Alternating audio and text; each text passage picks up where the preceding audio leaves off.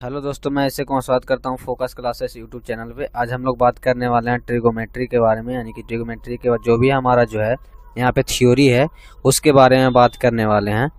तो थोड़ा सा जो है नॉइज आप लोगों को आएगा, थोड़ा सा सॉन्ग जो है यहाँ पे फंक्शन जो हो रहा है तो उसको जो है थोड़ा सा आप लोग मिनिमाइज कर लीजिएगा, ठीक है।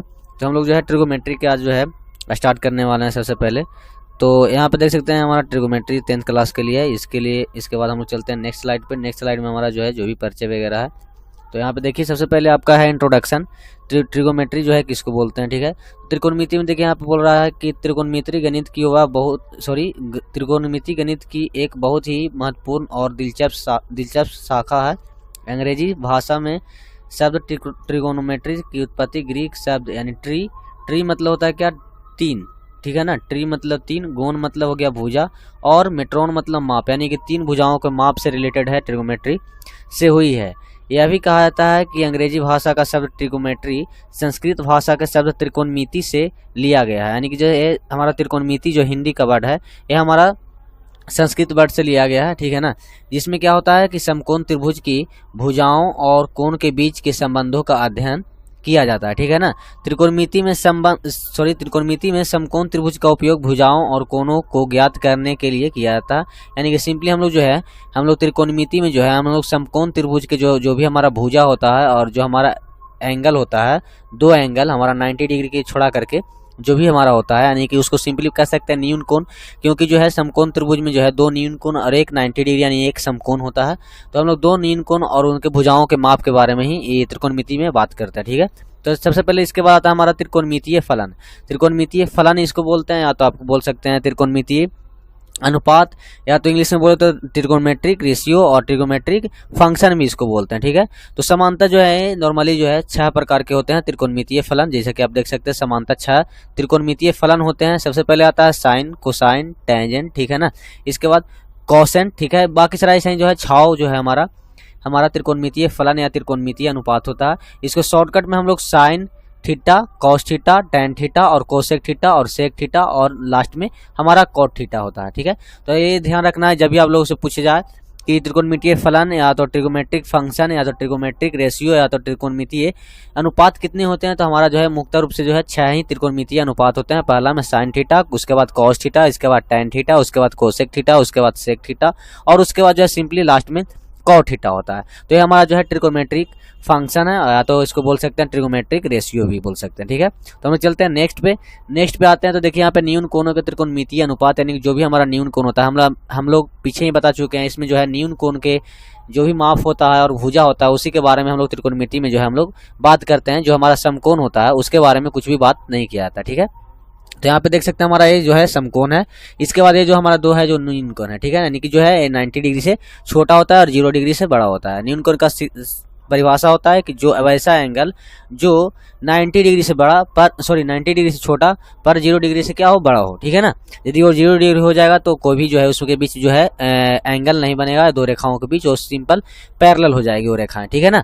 तो यहाँ पे देखिए समकोण त्रिभुज में किन्हीं दो भुजाओं के अनुपात को त्रिकोणमितीय अनुपात के रूप में जाना जाता है, ठीक है ना। यानी कि जो भी दो हमारा भुजा होता है, जैसे कि हमारा लंब हो गया आधार, तो ये दोनों के बीच में जो भी रेशियो होता है उसको हम लोग क्या बोलते हैं, त्रिकोणमितीय अनुपात बोलते हैं, ठीक है ना। तो देखिए हमें प्रत्येक त्रिकोणमितीय फलन या तो इसको बोल सकते हैं ट्रिगोमेट्रिक रेशियो का अलग अलग अनुपात होता है, ठीक है ना। यानी कि जैसे हमारा कॉस थीटा है, साइन थीटा है, तो साइन थीटा का अलग होगा, कॉस थीटा का जो है एक अलग रेशियो होता है, ठीक है। इसके बाद जो हमारा आगे आते हैं आधार किसको बोलते हैं। जैसे कि आप लोग सिंपल यदि आप ट्रायंगल पढ़े होंगे तो आधार सिंपली उसको बोलते हैं जो नीचे की ओर रहता है, जो बेस में रहता है, ठीक है ना। यानी कि जिसपे जो है पूरा ट्रायंगल जो है उसमें रखा हुआ रहता है, ठीक है। सिंपल आप एक कह सकते हैं उसको आधार बोलते हैं। और लंब क्या बोलते हैं, जो हमारा लंबवत जो होता है भुजा उसको ही हम लोग लंब कहते हैं। लेकिन जो है यहाँ पे ट्रिगोमेट्री के केस में ऐसा नहीं होता है। ट्रिगोमेट्री के केस में जो है हमेशा चेंज होता रहता है यहाँ पे थीटा के अनुसार, यानी कि जो एंगल है यानी न्यून कोण के अनुसार जो है आपका आधार लंब चेंज होता रहता है, लेकिन कर्ण जो है वो हमारा सेम रहता है। जैसे कि आप देख सकते हैं यहाँ पे कर्ण जो है हमारा जो भी हमारा समकोण रहेगा, समकोण त्रिभुज की जो भी हमारा 90 डिग्री है उसके सामने वाला जो भुजा होगा हमारा कर्ण होगा, जैसे कि आप देख सकते हैं यहाँ पे कर्ण है। इसके बाद आते हैं यहाँ पे आधार और लंब बताने के लिए। तो लंब बताने के लिए आपको जो है यहाँ पे मेन जो है खोजना पड़ेगा कि आपका किस एंगल से आप कर रहे हैं। ठीक है, जैसे कि मान लिया मैं यहाँ पे सी एंगल को ले रहा हूँ, जैसे कि यहाँ पे सी एंगल है ना, तो इसके लिए हमारा क्या होगा, इसके सामने वाली भुजा को मतलब हो गया क्या, सम्मुख भुजा। जैसे कि आप लोग आगे पढ़े होंगे रेखा एवं कोण में 9th क्लास या 8th क्लास में, जैसे कि आप जैसी दो रेखा यदि एक दूसरे को प्रतिच्छेद करती है तो दो कोण बनता है। ठीक है, सॉरी एक कोण बनता है जिसको हम लोग बोलते हैं सम्मुख कोण। ठीक है ना, तो सम्मुख कोण में सिंपली होता क्या है कि जो है नॉर्मल आमने सामने होता है और दोनों बराबर होता है। तो जो हमारा सामने वाला होता है, जो भी हमारा सामने जो भी वर्क होता है या तो काम होता है, उसको हम लोग सिंपली मैथमेटिक्स में सम्मुख बोलते हैं। ठीक है, तो इसमें क्या हो गया, हमारा सम्मुख भुजा हो गया। तो जो भी हमारा एंगल को, जिस एंगल को हम लोग रिप्रेजेंट कर रहे हैं, उस एंगल से जो हमारा सामने वाला भुजा होगा उसको हम लोग लंब बोलते हैं, यानी कि सिंपली कह सकते हैं सम्मुख भुजा को हम लोग लंब कहते हैं। तो हमारा इस कोण यानी सी कोण से जो है हमारा सम्मुख भुजा ए वाला हो गया, यानी ए बी हो गया। ठीक है ना, हमारा सम्मुख भुजा कौन हो गया, ए बी। किससे, तो हमारा जब हम लोग एंगल किसको ले रहे हैं, सी को ले रहे हैं। ठीक है, और यदि हम लोग एंगल ए को लेंगे तो इसके सामने वाला हमारा भुजा हो जाएगा क्या, बी सी। ठीक है, जब हम लोग एंगल ए को लेंगे तो इसके सामने वाला क्या हो जाएगा, भुजा हमारा बी सी हो जाएगा। तो इस केस में हमारा जो लंब हो जाएगा बी सी हो जाएगा। लेकिन यदि हम लोग सी को लेंगे, यानी कि जो हमारा एंगल सी रहेगा, तो इसके सामने वाले भुजा को क्या बोलते हैं, लंब बोलते हैं। तो सी जब हम लोग कोण लेंगे तो हमारा ए बी जो है वो क्या हो जाएगा, लंब होगा। जैसे कि आप लोग को दिखाई दे रहा होगा यहाँ पे आधार किसको बोल रहे हैं, संलग्न। अभी संलग्न मैं बताऊंगा किसको कहते हैं, संलग्न भुजा। ठीक है, तो यहाँ पे देखिए लंब के बारे में बात कर रहे हैं, तो जैसे कि यहाँ पे देख सकते हैं कोण सी की सम्मुख भुजा। तो हमारा हम लोग जो है सी को लेके चल रहे हैं, तो सी के सम्मुख भुजा का मतलब क्या हुआ, सामने वाली भुजा। तो इसके सामने वाली भुजा क्या है, ए है और बी है। ठीक है, यानी कि ए बी हमारा जो है वो हमारा भुजा है सी का सम्मुख। ठीक है, तो जो सम्मुख भुजा होता है उसको हम लोग बोलते हैं क्या, लंब। ठीक है, इसके बाद आते हैं आधार की बात करते हैं। तो संलग्न का मतलब होता है जो मतलब कि सटा हुआ हो या तो उससे मतलब कि अटैच्ड हो। ठीक है, तो हमारा देखिए अटैच्ड कौन सा है, बीसी है। अटैच्ड तो यहाँ पे देख सकते हैं कर्ण भी है, लेकिन ये कर्ण हमारा एक अलग नाम मिल चुका है उसको, तो हम लोग आइडेंटिफाई कर लें किससे, कि 90 डिग्री के सामने वाला हमारा क्या होता है, कर्ण होता है। ठीक है, लेकिन जो हमारा बचा हुआ है जो कि हमारा टच किया हुआ है किससे, एंगल सी से, वो हमारा कौन है, आधार हो जाएगा। ठीक है, तो संलग्न भुजा हमारा क्या होता है, आधार होता है किसी भी केस में। और जो है हमारा लंब कौन होता है, किसी भी एंगल के सामने वाली भुजा को हम लोग लंब कहते हैं त्रिकोणमिति में। ठीक है ना, तो यहाँ पे देखिए जैसे कि मैं यहाँ पे बताता हूँ, जहाँ हम लोग अभी एंगल सी को लेकर के चल रहे थे, हम लोग एंगल ए को लेकर के चलेंगे तो हमारा क्या केस बनेगा। ठीक है, इस केस में होता क्या है कि सिंपली जो है लंब कर्ण जो है, सॉरी लंब और आधार जो है चेंज होते रहता है। ठीक है, तो इस पे आप लोग को जो है खास ध्यान देना है, नहीं तो आपको जो फ्यूचर में जो है प्रॉब्लम हो सकता है। क्या है कि आप लोग जो आदत है कि आप जो भी लंबवत रहता है उसको आप लोग लंब बोलते हैं, और जो वहाँ पे सीधा रहता है रैखिक रूप में रहता है उसको हम लोग आधार बोलते हैं। ठीक है ना, तो इसमें थोड़ा सा कंफ्यूजन होता है। ठीक है, अब मान लिया हम लोग एंगल ए को लेके चलते हैं। ठीक है ना, यदि हम लोग एंगल ए को लेके चलेंगे तो हमारा क्या हो जाएगा कि जो है वो हमारा लंब और आधार जो है हमारा चेंज होता रहेगा। ठीक है ना, जैसे कि मैं यहाँ पे एंगल ए को ले लेता हूँ। ठीक है, सॉरी एंगल ए को जब हम लोग लेके चलते हैं तो इसके सम्मुख भुजा कौन हो जाएगा, बी सी हो जाएगा। हालांकि क्या है हमारा ए सी के लिए तो आधार था, लेकिन ए के लिए हमारा क्या हो जाएगा, ये अब लंब हो जाएगा। यानी कि एंगल ए के लिए जो है हमारा लंब कौन हो जाएगा, हमारा बी सी हो जाएगा। ठीक है ना, और हमारा आधार कौन हो जाएगा, तो आधार हमारा हो जाएगा कौन, ये हमारा ए बी। ठीक है, क्योंकि क्यों होगा आधार, क्योंकि ए के संलग्न भुजा यानी कि ए से सटा हुआ भुजा कौन है, ए बी है। ठीक है ना, और ए के सामने एंगल ए के सामने वाली भुजा कौन है, बी सी है, इसीलिए लंब हो गया। और जो हमारा सटा हुआ भुजा होता है उसको हम लोग क्या बोलते हैं, आधार बोलते हैं। तो आई होप जो है लंब और आधार में कोई भी दिक्कत नहीं हुआ होगा आप लोग को, आप लोग पूरा समझ गए होंगे, क्योंकि जो हमारा फर्स्ट चैप्टर जो है इसी पर आप लोगों को जो है आधारित रहेगा। इंट्रोडक्शन में सिंपली इसी को समझना है आप लोगों को किस प्रकार से कैसे होता है। ठीक है ना, इसके बाद आते हैं सब यहाँ पे नोट्स है कुछ। उपरोक्त समकोण त्रिभुज में बी एंगल एक समकोण है, जैसे कि आप देख सकते हैं यहाँ पे बी एंगल के पास हमारा समकोण है, और एंगल ए और सी दो न्यून कोण है, यानी कि जो है यहाँ पे न्यून कोण है ए और सी। ठीक है, दोनों न्यून कोणों के लिए त्रिकोणमितीय अनुपात ज्ञात किए जा सकते हैं, यानी कि जो है इन दोनों के लिए सिर्फ ही त्रिकोणमितीय अनुपात ज्ञात किए जा सकते हैं। त्रिकोणमितीय अनुपात कहने का मतलब क्या हो गया, साइन थीटा कॉस थीटा, ठीक है ना, टैन थीटा, ये सब हमारा क्या है, त्रिकोणमितीय अनुपात है। त्रिकोणमितीय फलन भी बोलते हैं इसको, ट्रिगोमेट्रिक रेशियो भी बोलते हैं, और ट्रिगोमेट्रिक फंक्शन भी बोलते हैं। ठीक है ना, तो इसी के अनुसार से यानी कि जो है यही दो न्यून कोण के सहायता से ही हमारा जो है त्रिकोणमितीय अनुपात जो है निकलता है। ठीक है, और भुजा के हेल्प से। ठीक है, हम लोग आगे चलते हैं, सॉरी यहाँ पे आगे चलेगा तो आप लोग क्या दिखाई दे रहा है, न्यून कोण सी के त्रिकोणमितीय अनुपात, मतलब कि जो है न्यून कोण सी को लेकर के कुछ त्रिकोणमितीय अनुपात को बनाया गया है। सिंपली इसको आप बोल सकते हैं फॉर्मूला। ठीक है ना, तो हम लोग यदि मान लिया कि एंगल सी हमारा ट्रायंगल है ए बी सी, इसमें जो है हमारा सी एंगल जो है हमारा थीटा है, ठीक है ना, यानी कि थीटा डिग्री है, जो भी आप बोल सकते हैं। तो हमारा क्या होगा, साइन थीटा क्या होगा, कॉस थीटा क्या होगा, टेन थीटा क्या होगा, कोसेक थीटा क्या होगा, सेक थीटा क्या होगा और कॉट थीटा क्या होगा। तो सिंपली इसी के बारे में ये जो है हमारा मेन फार्मूला है, ठीक है। तो साइन थीटा यदि मान लिया कि किसी भी एंगल से रिलेट करेंगे, यानी किसी भी जो है न्यून कोण से रिलेट करेंगे, तो हमारा साइन थीटा क्या होता है, लंब बटा कर्ण। हो सकता है कि आपको जो है यहाँ पे ए लीजिएगा तो आपका इस केस में जो है लंब चेंज हो जाएगा और कर्ण सेम रहेगा, ठीक है ना। जैसे कि आपका लंब कर्ण, यहाँ पे लंब बटा कर्ण हमारा फार्मूला हो गया साइन थीटा बराबर, ठीक है ना। तो यहाँ पे देखिए थीटा को लेकर के चल रहे हैं, है ना, एंगल सी को लेकर के चल रहे हैं। तो एंगल के सी के सामने वाला भुजा कौन है, यहाँ पे देख सकते हैं ए बी है, तो ए बी हो गया लंब की जगह पे, बटा में ए सी हमारा क्या है, कर्ण है, ठीक है, ए सी हमारा कर्ण है, यानी कि ए बी बटा ए सी हो गया। एक कब हुआ, जब हम लोग जो है साइन सॉरी यहाँ पे सी को लेकर चल रहे हैं, यानी कि न्यून कोण सी को लेकर के चल रहे हैं। यदि मान लिया कि हम लोग न्यून कोण ए को लेकर के चलते, तो ए को लेकर के चलने के बाद हमारा क्या हो जाएगा, ए को लेकर चलेंगे तो हमारा सामने वाली भुजा जो है हमारा बी सी हो जाएगा, यानी कि हमारा यहाँ पे फार्मूला क्या हो जाएगा, बी सी बटा में ए सी, यानी कि हमारा बी सी लंब हो जाएगा और ए सी कर्ण हो जाएगा। कर्ण तो हमारा कॉमन है, कर्ण तो हमारा चेंज नहीं होता, लेकिन लंब और आधार जो है हमारा एंगल के अनुसार जो है चेंज होता है, ठीक है ना। तो यदि हम लोग सी को लेकर के चल रहे हैं तो हमारा लंब ए बी है, जैसे कि देख सकते हैं यहाँ पे और कर्ण जो है ए सी है। लेकिन यदि हम लोग एंगल ए को लेकर चलेंगे तो हमारा क्या हो जाएगा, यहाँ पे लंब चेंज हो जाएगा, यानी कि जो है एंगल ए के सामने वाली भुजा जो हो जाएगा यानी बी सी बटा में हमारा ए सी हो जाएगा। तो आई होप जो है फार्मूला जो है रिलेट करना आप लोग सीख गए हो। कब यदि मान लिया कि एंगल चेंज करके भी पूछ दे आप लोगों से तो आप लोग कोई भी कंफ्यूजन नहीं होगा। लेकिन मेन आपको फार्मूला ये याद रखना, लंब बटा कर्ण होता है साइन थीटा बराबर। उसके बाद उसी प्रकार से आता है कॉस थीटा में, तो आधार बटा कर्ण, लंब बटा आधार, कर्ण बटा लंब और कर्ण बटा आधार और आधार बटा लंब। ये सारा चीज फार्मूला आप लोगों को जो है पीडीएफ के रूप में मिल जाएगा, आप लोग टेंशन नहीं लीजिए। आपको जो है कमेंट बॉक्स या तो आपको जो है डिस्क्रिप्शन बॉक्स में आपको पीडीएफ का लिंक जो है प्रोवाइड किया जाएगा, आप वहां से जा करके वहां से डाउनलोड कर लीजिएगा और आराम से जो है इस फार्मूला को जो है आप लोग जो है याद कर लीजिएगा, ठीक है। याद करने के अलावा कोई भी चारा नहीं है। यहाँ पे देखिए कुछ शॉर्ट ट्रिक है, आप जो है यहाँ पे इस फार्मूला को याद रखने के लिए शॉर्ट ट्रिक भी है। जैसे कि आप देख सकते हैं एल ए एल, इसको सिंपली बोल सकते हैं लाल के ए कक्का, ठीक है ना, लाल कक्का, यानी कि जो है लाल कक्का हमारा जो हो गया हमारा यहाँ पे सिंपली फार्मूला हो गया। आप इसको से यूज करके याद रख सकते हैं। तो देखिए लंब, ठीक है ना, और कर्ण, एल से हो गया हमारा लंब और के से हो गया क्या, कर्ण, यानी ये साइन थीटा का फार्मूला हो गया। जैसे कि आप लोग देख सकते हैं यहाँ पे लंब बटा में कर्ण यहाँ पे है, ठीक है ना। तो यहाँ पे साइन थीटा का फार्मूला क्या हो गया, लंब बटा कर्ण। इसके बाद कॉस थीटा बराबर क्या हो गया, आधार बटा कर्ण, यानी कि ए जो हमारा दिखाई दे रहा है पूरा साइन थीटा है। इसके बाद हम लोग यहाँ पे आएंगे तो हमारा पूरा कॉस थीटा है। इसके बाद हमारा ए जो है हमारा पूरा टेन थीटा है। हम लोग एक बात और बता देते हैं कि जो साइन यहाँ पे कोसेक थीटा जो दिखाई दे रहा है, कोसेक थीटा सिंपली होता क्या है कि जो है वो साइन थीटा का जो है व्युत्क्रम होता है। व्युत्क्रम कहने का मतलब होता है क्या है, उल्टा। जैसे कि आप लोग देखे होंगे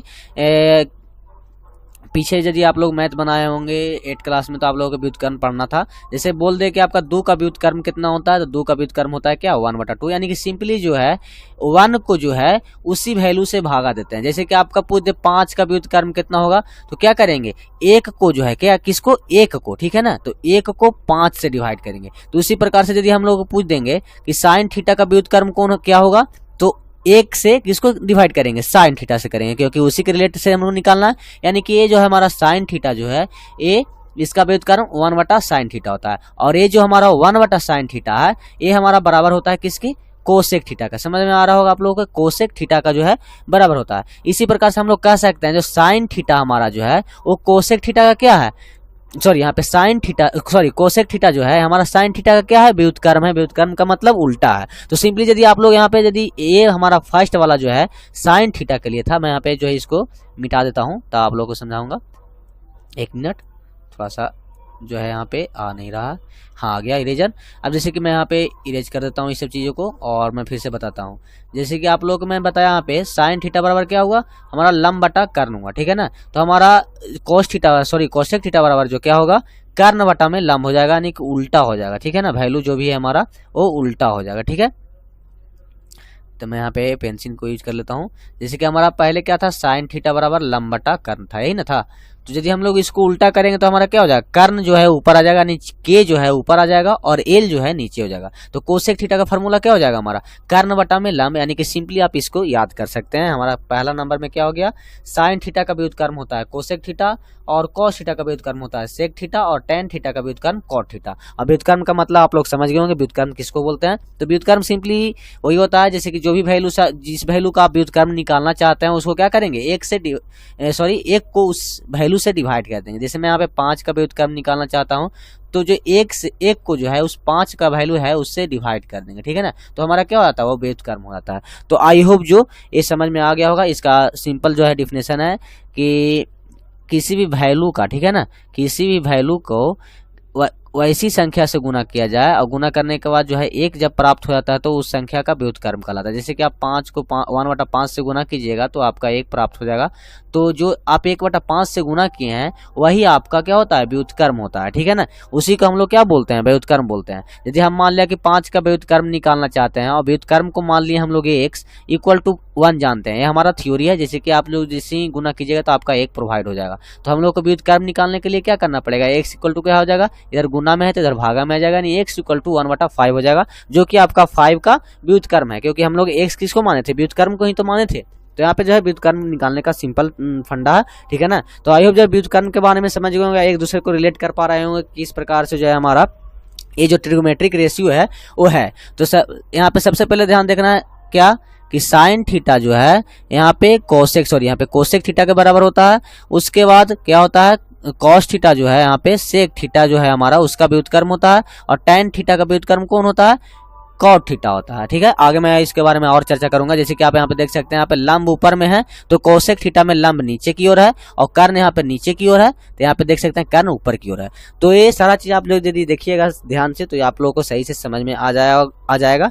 इसके बाद चलते हैं हम लोग आगे जो हमारा स्लाइड है उस पर बात करते हैं। तो यहाँ पे आइएगा तो हम लोग यहाँ पर कुछ नोट्स है, जैसे कि आपको देख सकते हैं त्रिकोणमितीय न्यूनकोण थीटा पर निर्भर करता है, यानी कि थीटा का जितना भी वैल्यू रहेगा उस पर वो निर्भर करेगा, ठीक है ना कि समकोण त्रिभुज के आकार पे।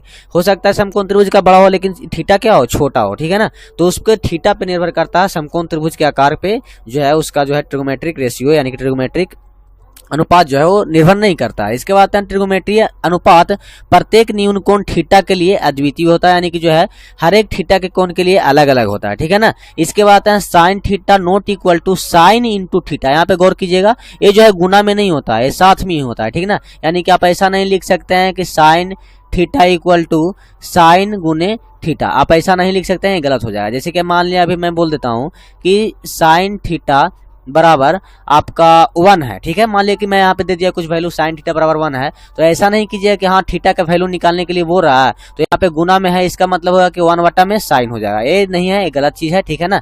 यानी कि यहाँ पे गुना में नहीं होता है, तो वही बताना चाहता है कि वो जो है थीटा जो है गुना में नहीं होता है, ठीक है।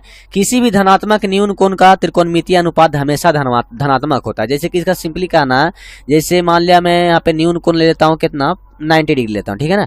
यानी 90 डिग्री हो गया। यहाँ पे क्या हो जाएगा, साइन जब लगा देंगे तो जो भी वैल्यू आएगा हमारा वो क्या हो जाएगा, धनात्मक ही रहेगा, ठीक है। यदि हम लोग मान लिया कि यहाँ पे साइन -90 डिग्री कर दिए, ठीक है, तो हमारा क्या हो गया, ऋणात्मक न्यून कोण हो गया, तो इसका वैल्यू क्या हो जाएगा, ऋणात्मक हो जाएगा, ठीक है ना।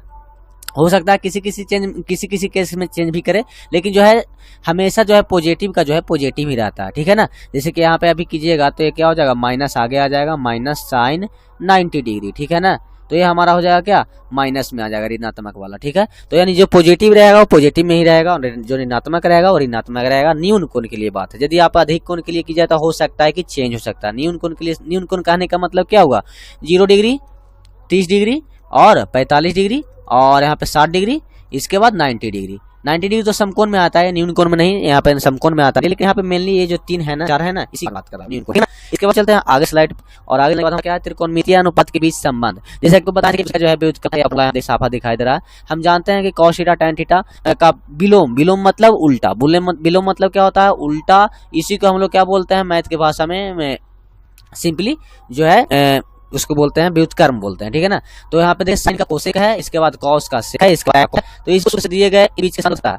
तो यहाँ पे देखिए संबंध है तो आप लोग इसके लिए बताता हूँ। जैसे कि आप देख रहे हैं sin theta cos theta equal 1, जैसे मैंने बताया कि किसी भी संख्या का व्युत्क्रम उसी संख्या होता है जिसको में गुना क्या हो जाए 1। तो क्या है sin थीटा और ये हमारा है sin थीटा का व्युत्क्रम है, तो ये दोनों को गुना करेंगे तो 1 ही तो आएगा ना, क्योंकि हमारा थ्योरी है। जब व्युत्क्रम निकालना होता है तो क्या करते हैं 5, यदि व्युत्क्रम को x मान लिए तो यहाँ पर जाएगा, ठीक है। तो x इक्वल टू क्या हो जाएगा 1/5, x जो हमारा क्या व्युत्क्रम कितना किसके बराबर है 1/5 के बराबर है। तो आई होप जो है समझ में आ गया। सेम एज इसी प्रकार जो सारा चीज है। आप दो फार्मूला याद रख लीजिएगा कि tan थीटा बराबर sin थीटा बटा cos थीटा के बराबर cos थीटा बटा sin थीटा, ठीक है। जैसे कि मैं बता रहा हूं cot tan थीटा क्या होता है, ठीक है ना, क्या होता है। तो देखिए यहाँ पे जो थीटा नीचे था tan थीटा, वो cot थीटा हमारा cos थीटा ऊपर चला गया है और जो sin थीटा ऊपर था हमारा नीचे आ गया। तो ये आप लोग ऐसे भी समझ में आ गया होगा। तो आज का शायद हम लोग क्या करेंगे क्वेश्चन, ठीक है ना। इसके बाद हम लोग क्वेश्चन करेंगे एनसीईआरटी का रहेगा, पहला चैप्टर रहेगा। एनसीईआरटी का जो भी क्वेश्चन है पहला चैप्टर का, वो आपका इस जो इतना भी थ्योरी मैंने बताया है इसमें पूरा आप लोगों को कवर हो जाएगा, टेंशन नहीं लीजिएगा। पूरा जो है थ्योरी मैंने बता चुका हूँ फर्स्ट चैप्टर के लिए, ठीक है ना। उसका यदि आगे और भी अगले हम लोग थ्योरी और क्रिएट करेंगे और आपका जो भी है मैथ का क्वेश्चन जो है एनसीईआरटी का वो बन चुका है। ऐसा नहीं कि मैं एनसीईआरटी को ही सिर्फ लूंगा, यहाँ पे स्टूडेंट फ्रेंड का भी होता है, तो उसको भी मैं आपको यहाँ क्वेश्चन के माध्यम से बताएंगे कि ये क्वेश्चन भारत में कुछ लोग यूज करते हैं, हमको भी यहाँ जो बिहार बोर्ड से करते हैं उनका, जब सीबीएसई बोर्ड से है तो सीबीएसई भी आप पढ़ सकते हैं, नहीं आप हिंदी होगा तो, ठीक है। यहाँ पे आपको मेनली रूप से बिहार बोर्ड में जो है स्टूडेंट फ्रेंड है, उसके बाद भारतीय भवन है और एक एनसीईआरटी तो जो है जो कि तो आपका एनसीईआरटी का भी सोल्यूशन मिलेगा, प्लस में स्टूडेंट फ्रेंड का भी मिलेगा, भारतीय भवन का मिलेगा। आप लोग सारा चीज का मैं यहाँ पे सोल्यूशन जो है देता रहूंगा, ठीक है। तो वीडियो कैसा लगा, समझ में आया या नहीं आया, या तो किसी प्रकार से लैंग्वेज प्रॉब्लम, मेन बात है कि मैं यहाँ पे आपने फर्स्ट बात तो हो सकता है कि लैंग्वेज प्रॉब्लम भी हो सकता है, तो आप उस सभी चीजों को जो है कमेंट सेक्शन में बताइएगा कि किस प्रकार से हमको बताना चाहिए, फास्ट चाहिए तो मैं यहाँ पे फास्ट आप लोग बता रहा हूँ, स्लो बताएं। और तो आप जैसा भी आप लोग को लगे आप जो है वैसा कमेंट करके हमको बताइए, क्योंकि मैं भी ऑनलाइन जस्ट पहला बार आप लोगों को पढ़ा रहा हूँ, तो थोड़ा सा प्रॉब्लम होता है। मैं इससे पहले जो है ऑफलाइन क्लासेस लेता था सिर्फ,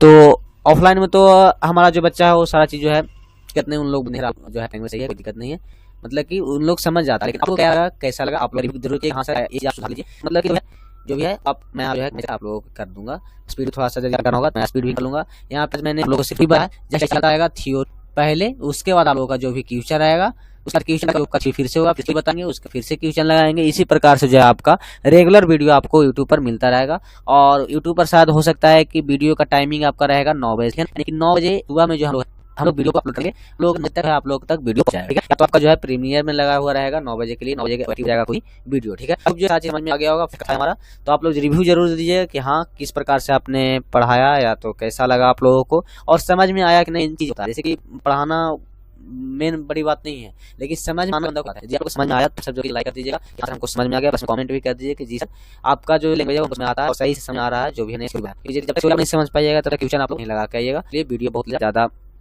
बात करने से फायदा नहीं है।